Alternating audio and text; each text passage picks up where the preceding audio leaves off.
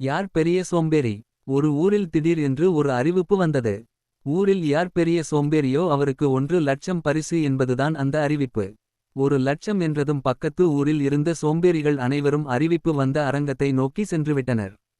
அரங்க மேடையில் இருந்து ஒருவர் வந்து அனைவருக்கு வரவேற்பு கொடுத்துவிட்டு அனைவரையும் பார்த்து, ஊரில் இத்தனை சோம்பேறிகள் இருக்கின்றீர்கள். உங்களில் யார் இந்த போட்டியில் கலந்து கொள்ளப் போகிறீர்கள்? கலந்து கொள்பவர்கள் கையை மேலே உயர்த்தி காட்டுங்கள் என்றார். அரங்கத்தில் ஒரே சலசலப்புடன் அனைவரும் ஒவ்வொருவராக கையை உயர்த்தினார்கள். மேடையில் இருந்தவர் அனைவரையும் பார்த்து கொண்டே வந்தார். கூட்டத்தில் இருந்த ஒருவர் மட்டும் அவருக்கு எதுவும் கேட்காதது போல அமர்ந்து இருந்தார். அவரை பார்த்தவுடன் கூட்டத்தில் ஒரே நிசப்தம் நிலவியது. அவரை நோக்கி மேடையில் இருந்தவர் இறங்கி வந்தார்.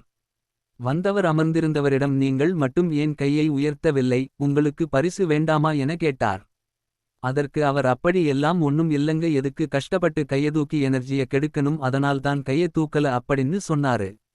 உடனே கூட்டத்துல ஒரே அமைதி. நடுவர், இவர்தான் இந்த இடத்துலயே மிக பெரிய சோம்பேறி அப்படின்னு சொல்லி 1,00,000 பணத்தை தூக்கி அவர் கையில கொடுத்துட்டாரு.